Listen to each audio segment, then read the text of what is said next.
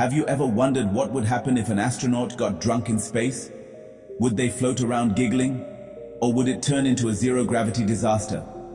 Well, believe it or not, the very first liquid ever poured on the moon was wine. And the man who drank it? None other than Buzz Aldrin, during the 1969 Apollo 11 mission.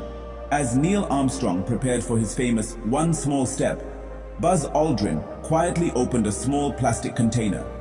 Inside, a chalice, a wafer, and a small vial of wine sent from his church in Houston. With NASA's permission, Aldrin took communion on the moon. He later wrote, "In the 1/6 gravity of the moon, the wine curled slowly and gracefully up the side of the cup." So yes, the first drink on the moon wasn't champagne. It was communion wine. After Aldrin's sip of wine, NASA actually thought about adding alcohol to the astronaut menu. In the 1970s, the space food program even considered sending sherry aboard Skylab. But here's the twist. Carbonated drinks like beer were a nightmare in zero gravity. Instead of sinking to your stomach, bubbles just float up, causing wet burps and acid reflux. And when the public heard about NASA's alcohol idea, thousands of angry letters poured in.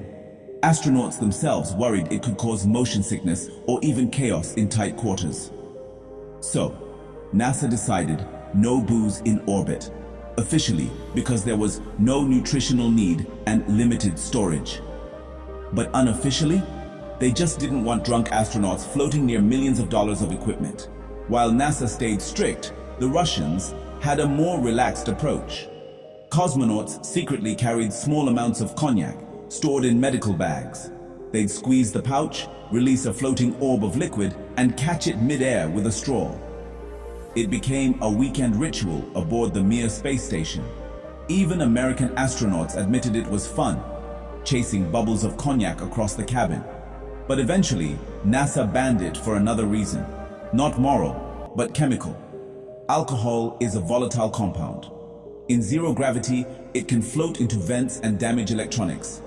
That's why alcohol is banned in everything, even mouthwash, perfume, and aftershave. So if astronauts can't drink in space, what can they do? Well, here's something surprising. They can still vote. NASA astronaut Kate Rubins recently voted from the International Space Station, not by rocket mail, but by sending her ballot as a PDF. Here's how it works. Astronauts request a ballot just like any American abroad, through a federal postcard application. Then, Mission Control sends them a password-protected electronic ballot, and the county clerk sends the password separately. Once filled, the astronaut downlinks the ballot back to Earth. Only the clerk can open it, and then it's printed and counted with everyone else's votes. Fun fact, this process began in 1997 after astronaut John Blaha missed his election because he was aboard the Mir space station. Since most astronauts live in Texas, that's where the vote from space law was first passed.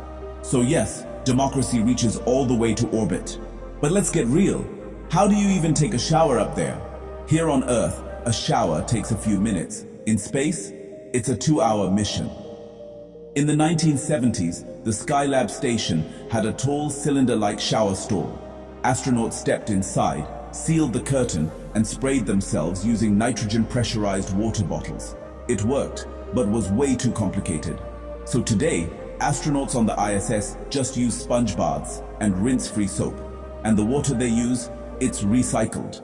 Every drop of sweat, every exhaled breath, and yes, even urine, gets purified into drinking water. Around 90% of all water on the ISS is reused. Astronaut Mike Hopkins once said, "You have pools of sweat on your arms and head, and sometimes a glob just floats off." So if you ever smell something funny aboard the ISS, it's not space, it's just space body odor. From sipping wine on the moon to voting from orbit, astronauts truly live in a world where even the simplest things become extraordinary. So next time you open a bottle or step into the shower, remember, in space, even that's rocket science. If you had a chance to live on the ISS for a month, what Earth luxury would you miss the most? A hot shower, pizza, or a cold drink? Tell me in the comments below. Don't forget to like, subscribe, and hit the bell for more amazing stories from space.